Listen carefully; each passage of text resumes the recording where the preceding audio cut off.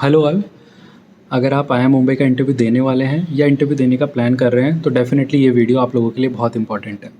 Hello, my name is Anirudh Digiwal and presently I am student at IIM Mumbai. So in this video I am going to cover the interview experiences of myself and मेरे कुछ दोस्तों का। सो कुछ दिनों पहले last few months back हमारा CAT का एग्ज़ाम हो गया है और अब इंटरव्यूज़ शुरू होने वाले हैं, सारे आईआईएम्स के होने वाले हैं। तो उसी बीच आईआईएम मुंबई का भी इंटरव्यू होने वाले हैं। तो हमारे पास, मेरे दोस्तों के पास बहुत सारी क्वेरीज़ आ रही थी कि इंटरव्यू में क्या क्वेश्चन पूछे जाते हैं, कैसे तैयारी करें, किस पैटर्न के क्वेश्चंस पूछे जाते हैं, हम फ्रेशर हैं, हमारे पास वर्क एक्सपीरियंस है तो हमसे कैसे क्वेश्चन पुटअप होंगे। सो मैंने इस वीडियो में मेरा खुद का इंटरव्यू एक्सपीरियंस और मेरे कुछ दोस्तों का इंटरव्यू एक्सपीरियंस इंक्लूड करा है। तो फर्स्टली मैं मेरे से शुरू करता हूँ, मेरा इंटरव्यू एक्सपीरियंस कैसे था। तो this is my first video, तो आप kindly like, share and subscribe कर दीजिए और इनको उन दोस्तों को शेयर कर दीजिए जिनको ये देखना चाहिए कि आईआईएम मुंबई का इंटरव्यू कैसे क्रैक करना है। सो मेरा इंटरव्यू हुआ था 25 अप्रैल को।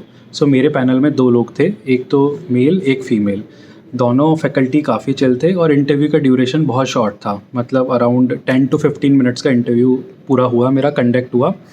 उस बीच में उन्होंने स्टार्टिंग में पेट क्वेश्चंस पूछे थे, जो हमारे क्वेश्चन फिक्स्ड होते हैं। आपको ये चीज़ ध्यान रखनी है कि वहाँ जाके इन क्वेश्चंस के आंसर नहीं देने, आपको पहले ही क्वेश्चन तैयार कर लेना है। जैसे for example, tell me about yourself, why MBA और why do you want to join IIM Mumbai. इन 3 क्वेश्चंस के आंसर आपको बिल्कुल फ्लुएंटली तैयार कर लेने हैं, या फिर why do you want to join some other IIM. पर 2 क्वेश्चन तो फिक्स है, व्हाई एमबीए और टेल मी अबाउट योरसेल्फ। मेरा आंसर था 90 सेकंड्स का। मैंने प्रॉपर क्रिस्प आंसर तैयार करा था, जिसमें मैंने मेरा स्टडी, मेरा बैकग्राउंड, मेरा फैमिली, मैं किस कंपनी में हूँ और इसके बारे में पूरा तैयार करा। इन 2-3 क्वेश्चंस के बाद आपके पास फिक्स्ड, अगर आपके पास वर्क एक्सपीरियंस है तो वो प्रॉपर आपकी कंपनी के बारे में पूछेंगे, और अगर वर्क एक्सपीरियंस नहीं है तो वो आपसे पूछेंगे आपकी, for example you are a fresher या फिर आप तैयारी कर रहे हैं, तो वो तैयारी कर रहे हो, कोई एग्ज़ाम है, तो वो आपसे होलिस्टिकली पूछ लेंगे इंडिया में क्या रीसेंट ट्रेंड्स है या क्या आपने न्यूज़ पढ़ी रिसेंटली। और अगर आप फ्रेशर्स है तो वो आपसे पूछेंगे कि आपके 3rd ईयर में आपने इंटर्नशिप करी उसके बारे में बताया और फाइनल ईयर का प्रोजेक्ट बताया, और वो आपका कम्युनिकेशन, डेफिनेटली दे विल जज यू बाय योर कम्युनिकेशन। तो ये चीज़ तो मस्ट है।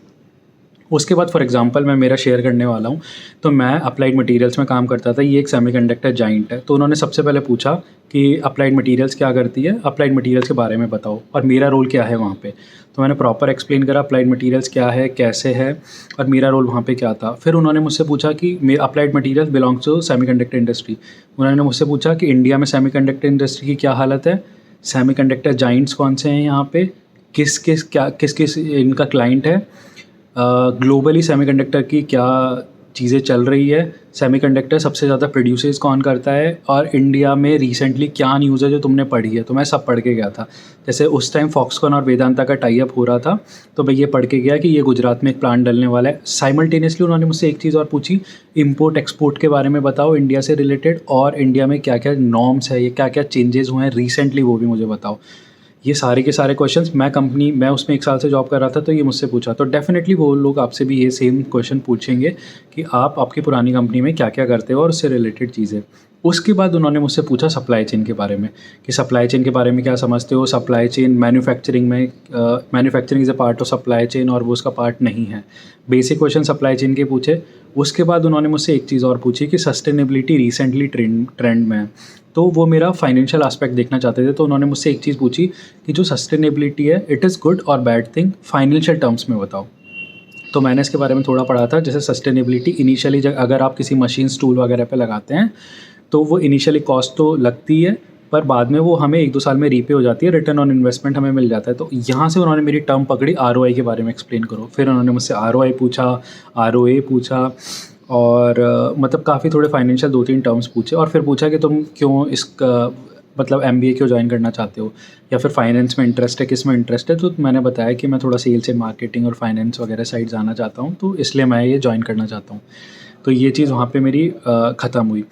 तो मेरा इंटरव्यू पूरा 15 से 17 मिनट चला। तो मेरे इंटरव्यू में टोटल उन्होंने मेरा वर्क एक्सपीरियंस पूछा, why do you want to join पूछा, मेरा पैट क्वेश्चन पूछा, टेल मी अबाउट योरसेल्फ, और लास्ट में पूछा कि कोई क्वेश्चन तुम्हारे साइड से है क्या।